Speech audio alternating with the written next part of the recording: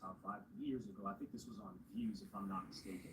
This was around the same era when he was talking, rolling around with Ball Gang, Drake, and he was shouting them out. And then him and Mo G had that issue, and we don't know what happened to Mo G after that. Smoke Dogg too. And Drake's always been tapped into his own scene. But top five got a lot more popular when he started hopping on academic streams. And I don't know what this was born from because I think academics' relationship with this Toronto scene is very odd because I genuinely think they're worse than Chicago, and he wasn't involved in Chicago. He was just covering Chicago. But these guys have elevated beefs on his streams, and they're largely untalented. Like there were some rappers, like who was it, Robin Banks, I think, Houdini, that were decent rappers. Like they could have actually made something shake, despite the background that they came from. But they had died, or like died. I think in Robin Banks' case, just got incapacitated, and he now has to. He's like wheelchair ridden. That a lot of that talent just got killed. But you youngers out here, man, look at this. Look at this. You don't want to be like this. You don't want to be like this. Some of y'all be getting hit up in your leg and you walk it off.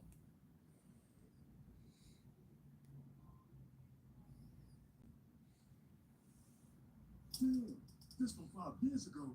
It was like, you got something to hit us. Stand back there. Oh, shit. You got the little leg BBL? Jesus Christ. There are less than 24 hours left in the big 2024 and still no Cardi album announcement. Well, it's no secret. Hip hop is kind of dying. 2023 was one of the worst.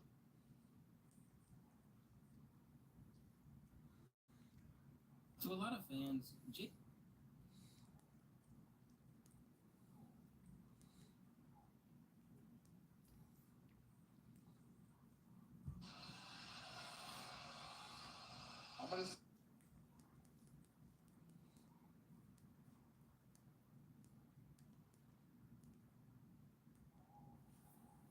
goes on.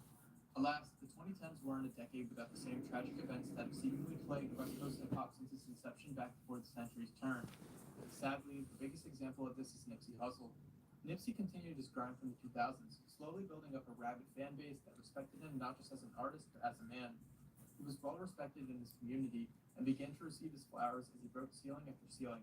His 2018 album, Victory Lap, had a fitting name, representing him reaping the rewards after a decade plus of hard work proving himself to the game. Nipsey was more than a rapper. The man had given himself and a lot of his earnings to the community that helped raise him. He looked out for people and made sure his home was a better place for the generation that came after. People respected his craft, but it was his heart that made people remember him forever. And like many of the greats that came before him, he was unfortunately taken from us before his work was done. On March 31st, 2019, Nipsey was shot at least 10 times in front of his own clothing store in South Central Los Angeles. Eric Holder, being challenged on his pride by Nipsey over rumors of police cooperation, decided to take things too far. He received life in prison, but no punishment will ever be enough to fully make up for the boy who left of the city. Nipsey was a pillar for the people in his area, and it broke hearts seeing his life end tragically.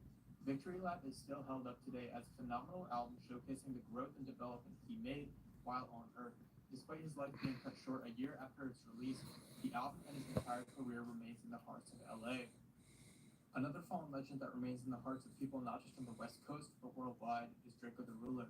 Draco the Ruler is widely regarded as an all-time great, cosigns and acknowledgments from hip-hop royalty. DJ Mustard exposed his talent to the world after remixing one of his songs, Mr. Get Dough, and it was only up from there.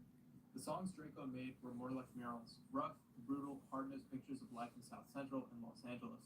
With an effortless laid-back flow and treasure chest of classic projects to his name, mixtapes like I Am Mr. Mosley 1 and 2, Cold Devil, and especially Thank You for Using GTL, a collection of phone calls recorded from the jail, converted into full songs. It was a microcosm for Draco's altitude in the industry. Unable to be stopped, relentless to keep up the grind, and his raw energy shining throughout the audio. During the once-in-a-lifetime festival in Los Angeles, Draco was stabbed in the neck during an altercation backstage, throwing everything into pandemonium. His mother gave more insight, detailing how dozens of masked men ambushed Draco and his team, leaving them in a precarious position before taking his life. Legends like Snoop Dogg, 50 Cent, and Ice Cube were all preparing to headline the festival, but canceled out of respect. They and many other prominent figures in hip-hop called for peace. The list of rappers dying young, growing exponentially every year. In spite of death, his work shines on, whether it's solo or with Ralphie the Plug Instinct Team. In all aspects, it looks like the West Coast has entered a second prime in the world of hip-hop, with only a few highlights in the tumultuous decade that would